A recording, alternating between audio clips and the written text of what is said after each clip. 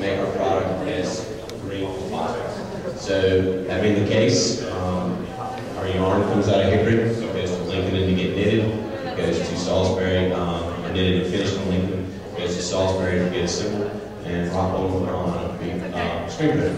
So by the same token, that chain allows us only for 140 mile carbon footprint in producing that product.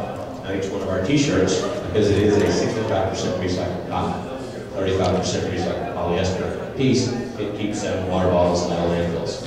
Alright, so there's our environmental aspect. Well, it also goes hand in hand with the social, with the economic aspect, and that we wanted to focus specifically on American-made product, helping to keep Americans employed, which is one of the things that I think oftentimes people forget. When they buy an eco-friendly t-shirt, it might be organic cotton out of India, sewn in Honduras. Well, okay, in my opinion, I don't see any real benefit in that, because one, you have a carbon footprint associated with that garment coming all the way up here. Secondly, you're not employing any American workers. So we then looked at products that we might not be able to get packaged. It's not 100% recyclable. The bill is, but the cotton's not an organic or recyclable product. Well, anytime that we run across something like that, we revert back to American workers and buy American product, or add on a product made only in America. And then finally, from a social standpoint, anytime that we can have the opportunity to give back to the community, hence why I'm sitting up here on the stage today. But doing things like that, or allowing charity functions, we do a program called $1 Your Charity and Pickleball.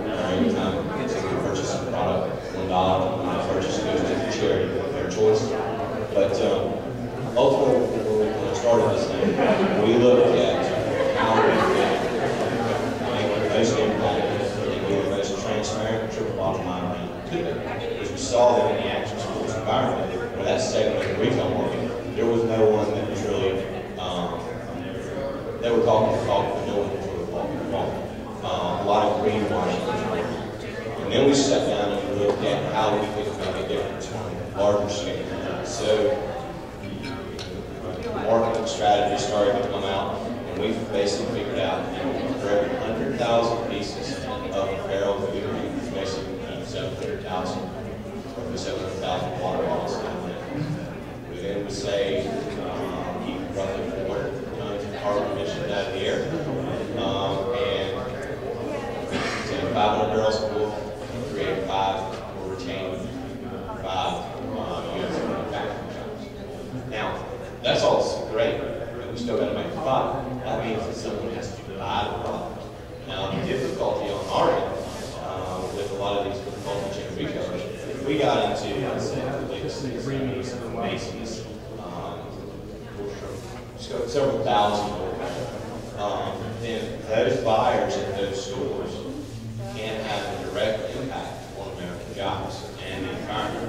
However, as we see, I think this panel and everyone here understands that we might be a little bit forward-thinking emotionally, because ultimately the corporation can still look at the sell-through rate on the brand. So right out of the gate, if you're competing against a Polo or a Ralph Lauren or a Polo or Volcom or Face, the buyers in those stores don't care about the environment, don't care about the American job. They care about the sell-through rate of the product. And so we look at it as a challenge for us to engage with the retailer that ultimately not only do we have the ability to make a difference from the production standpoint, but then they have the ability to make a difference in their decisions. Thank you.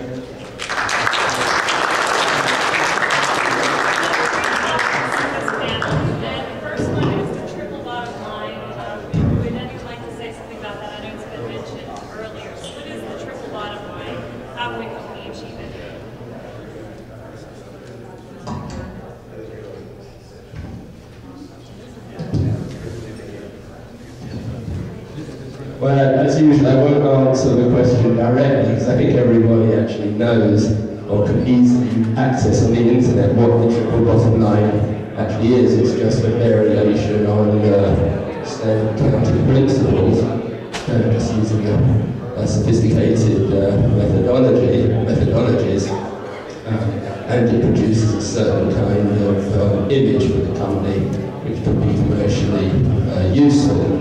But the triple bottom line is a controversial notion because I would compare it with what has been called the one bus theory. I think that's something you should go away with in your mind, the one bus theory. Well, what is the one bus theory? Bus, as in a coach that carries 50 people. Well, there are millions and millions of small movements like the net impact all around the world. And I think it's important as well to think of all around the world. This is a global phenomenon, and I would discuss at length with our friend at the end about the merits or otherwise of Buy American. When you're in New Zealand, it's Buy New Zealand, when you're in England, it's Buy England. And generally speaking, there's definitely a sense in which globalization, global industries do contribute. I think you can see evidence of that all around you. I'll just get back to the question, which was triple bottom line versus the one bus theory. The one bus theory stands in opposition to the two bus theory. The two bus theory is that there's a green bus and millions of small organisations and individuals are riding the green bus towards a nice green future, and we've got a few of them here. The other bus in the two bus theory is that there's a red bus, and there's millions of organisations and individuals advocating social justice and poverty alleviation. Well, what do you think the one bus theory is? We're all on the same bus. The green bus and the red bus is the same thing, because if you take a global perspective, you can't have green without also having red. And I think if you study the full context of the ecological and sociological problems we're looking at, you will conclude the one bus theory is the way to go. It's a global phenomenon. There is a sense in which globalization helps the poor all around the world. And the triple bottom line, well, somehow seems to work against that in a sense, but I think it's a precursor to something much larger, which is a new conception of money, I mentioned earlier on, or should I say a new conception of entitlement to consumption, which will be much more sophisticated and technologically enabled.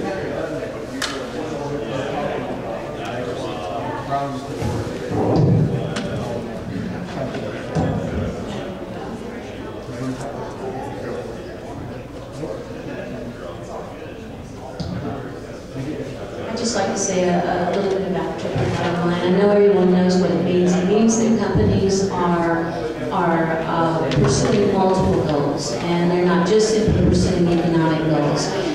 Multiple goals include the tripartite of economic goals, social goals, and environmental goals. And the reality is that this has become quite mainstream. There are many, many organizations, large and small, that have adopted this approach to their business. And in reality, whether they're all doing this well or achieving goals on all three dimensions, it is really not the point. The fact is, it has become quite standard, and it really means in reality that companies are setting out plans, clear objectives, goals that they want to achieve on all three of these dimensions. They are plotting strategies, methods for achieving them. They are monitoring their activities, and they are reporting at the end of the period just what progress they made and how well they did achieve those goals that were stated. This is becoming pretty standard in annual reports. What does it mean? It means companies are really addressing multiple goals with just not only their financial performance, but their performance on social concerns and environmental issues.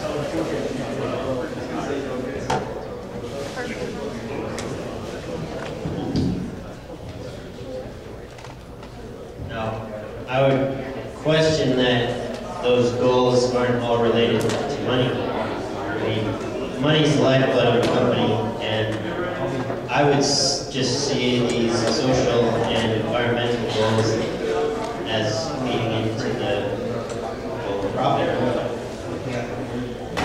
how is it different?